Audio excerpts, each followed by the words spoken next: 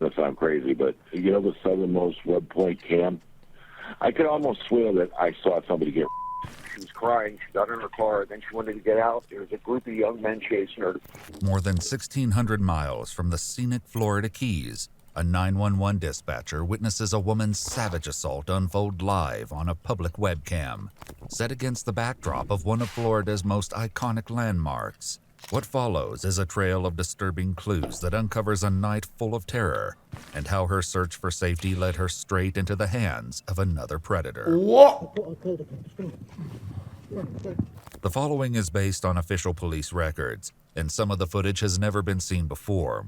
On the night of September 10, 2021, police in Key West, Florida received a distressing call from a man who witnessed a brutal assault. Hi, my name is Don Williams. I'm actually calling from Boston, but bear with me. This is going to sound crazy, but I'm at work, and I had the, the southernmost web point camp? Yeah. Yeah, I could almost swear that a little while ago, I've been busy. My phone keeps ringing here. I'm a 911 operator, but I could almost swear that I saw somebody get.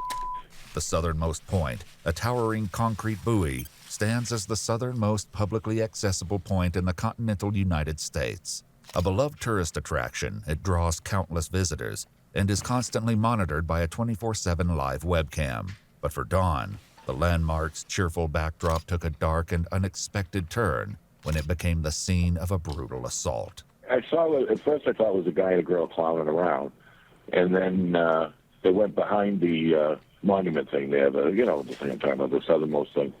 And all of a sudden, she come out, and it looked like she was fighting. She fell flat on her face. Her shoes fell off, and she ran in one direction, and he was pulling up his pants, and he ran in the other direction. And then he came back with looked like a gray four-door car, and jumped out and ran over there and grabbed what looked like maybe her underpants and her dress or something. I don't know. The only thing that concerned me more than anything was the way she ran. And then a bunch of people were around, and they ran in. When they came back, it looked like maybe the same girl, and they had a T-shirt on her, so I think she might have been not wearing anything when she ran away. And he came back and scooped up her clothes. Dawn wasn't the first to raise the alarm. Just moments after the attack, a couple only a block from the southernmost point landmark called 911 in a panic as they tried to help the victim. Naked girl came running out at the end of the block here. She was crying. She got in her car. Then she wanted to get out. There was a group of young men chasing her. I don't know where she went. You need to get police officers down here, though. There was We've already got them en route. Looking at the corner. How many men were chasing her? Four, maybe three guys and one girl. A third group? Yeah, they had the shirt off. And there's people out looking. Come on, let's go. Go. She has no pants on. Did she say anything when she got in the car with you? No. She just said, get out of here. Go. She said, go, drive, get out of here. Okay. Who's this following me? And maybe our officers are in the area. Why is this caravan following me? Oh my God. There's people. Now these dudes are checking me out. They're probably out looking for her. Just stay in your vehicle, keep your doors locked. I am. I know, right. You should be seeing the officer. I need an officer right here. All right, just flag him down. Officers with the Key West Police Department searched around the buoy, locating a few haunting remnants, a pair of sandals and a black pair of women's underwear. They also identified a group of witnesses, 4 males and 1 female, learning they were the ones the couple had earlier suspected was chasing the victim. They told officers they saw 2 people behind the buoy, appearing to be having intercourse. One witness reported hearing a short scream from the girl, which abruptly stopped before the suspect led her behind the buoy. Afterwards, he saw the female run away, and the man returned to his vehicle while putting his pants back on. They chased her to offer help, but stopped after they saw her enter the couple's vehicle. The victim was quickly located when police received their 3rd call of the night. Yeah, I'm the night manager here at Southernmost Beach Resort. There is a female. She just walked in the lobby. She was naked. She doesn't remember anything. She doesn't remember why she's naked. She said that she believed that she was by somebody. And, ma'am? Larry tries to get up. She's trying to go to the let her know that we have help coming to her. The police is here already. Okay, you see them? Okay, great. The 31-year-old female was leaving the lobby when police arrived at the resort, located near the intersection where she jumped out of the couple's car. Police noted she was distraught and hyperventilating and requested an ambulance.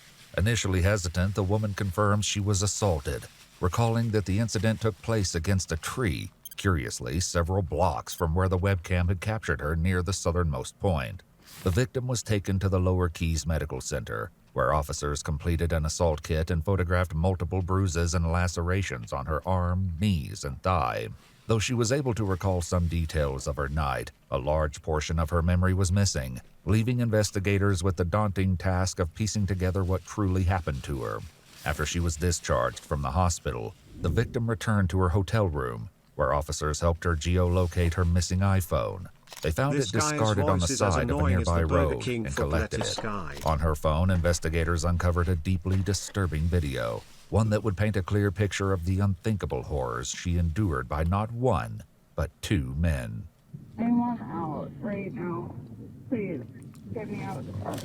On the night of September 10th, the victim walked from her hotel to a restaurant where she met a bartender. The two quickly became friends and relocated to a bar called Jack Flats, where they met with several other males. After watching the football game, she recalled leaving the area on foot with one of the men who attacked her.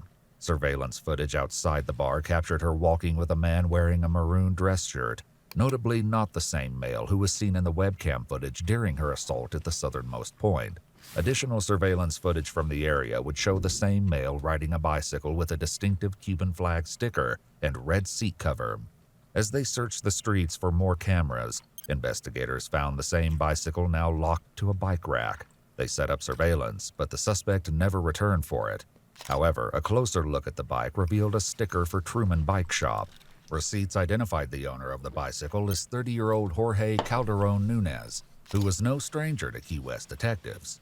On May 10, 2021, just 4 months earlier, one of his former co-workers accused him of breaking into her home through her window in the middle of the night and squeezing her calf muscles as she slept. The night of September 10th, a witness saw Jorge and the victim walking together shortly after she left Jack Flat's bar. According to the witness, the victim appeared drunk and he saw her throwing up on the sidewalk. As they turned the corner, the witness overheard her say to Jorge, "It was nice to meet you, but I can make it from here." Although she tried to walk away, Jorge approached her again. At that point, the witness returned to his guest house and didn't see what happened next. Moments later, her phone would capture Jorge dragging her into the shadows between two buildings. Still images and GPS from the video identified the location as a small area between a law firm and real estate office, less than a block away from the Monroe County Courthouse. During the recording, which lasts over 7 minutes, a second male can be seen approaching. Two male voices can be heard speaking in both English and Spanish, while the victim cries in the background, clearly saying no multiple times. At one point, Jorge can be heard saying, "This is my chica, don't look at her," while the other male, who identifies himself as Calvin, tells him to stop. Despite Calvin and Jorge arguing back and forth, the assault continues.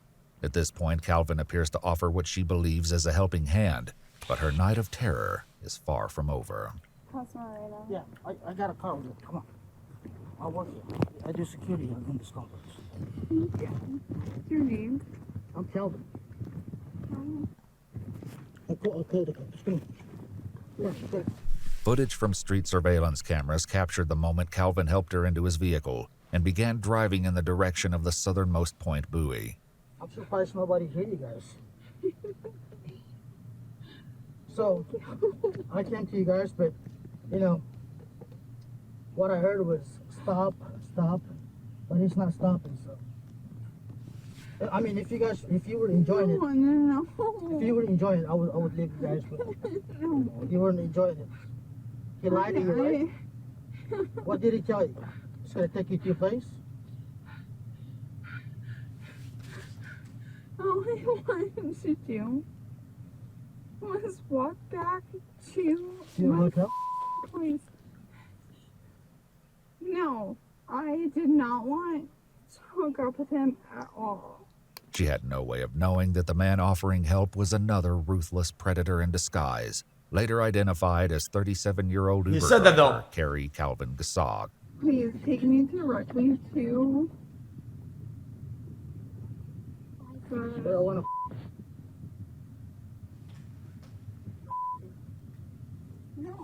No. Take me directly to my... come out right now. Please, get me out of the car. I could have you over there while you pushing, bro. The footage then shows the victim attempting to exit Carrie's vehicle, at which point the recording abruptly ends. Webcam video showed that Carrie put his hands over the victim's mouth and forcefully drag her while she tried to resist. This guy's like, Carrie then forced her behind the buoy, where he attacked her for several minutes before she ran from the scene, he's just like climbing into the car. in a the different couple reality who called entirely. 911 before fleeing once again, perhaps unwilling to trust more strangers after suffering 2 separate assaults from both Jorge and Carrie. Carrie was found the same night and taken to the police station for an interview. Officers contacted his wife to inform her that they would be executing a search warrant. She agreed to meet with them, but she never showed up at the apartment. Carrie told investigators he was driving for Uber when he heard the victim scream and gave her a ride. He said she began rubbing his legs and asked him to pull over at the southernmost point, where they planned to have consensual sex. In an eerie statement, Carrie adds that she didn't try to fight or get away like someone who is being assaulted does, quickly adding the way they do in movies. The evidence, including cell phone and webcam footage, clearly reveals the truth. Her first attacker, Jorge, wasn't located until a week later on September 17th, when investigators located him on a commercial fishing boat. Upon showing the footage to Jorge, he responded, "perfect," and claimed to have little memory of the evening in question. The victim's first attacker, 30-year-old Jorge Calderon Nunez, was arrested for sexual battery and transported to the Monroe County Jail. In 2024, he accepted a plea deal for 3 separate charges, including burglary of a dwelling with assault or battery, and indecent exposure. The court imposed a combination of 3 years in Florida State Prison and 364 days in county jail, with 1 charge receiving credit for time served.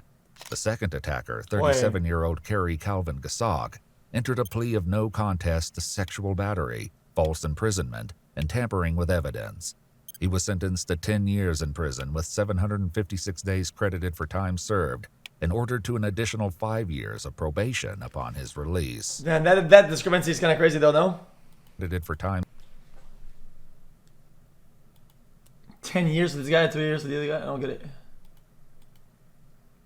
I thought this guy had that prior or something like that. Maybe I didn't listen to the video properly.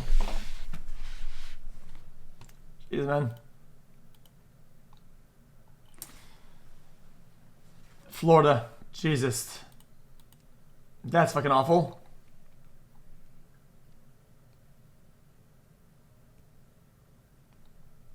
Alright, Uber driver gets back up to pick up a woman in his car.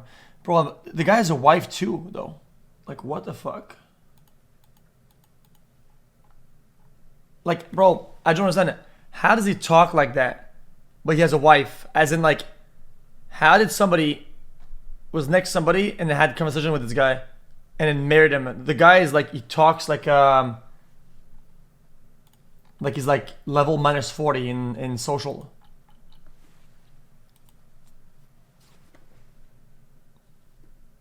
He talks like a creepo, like an actual like creep master.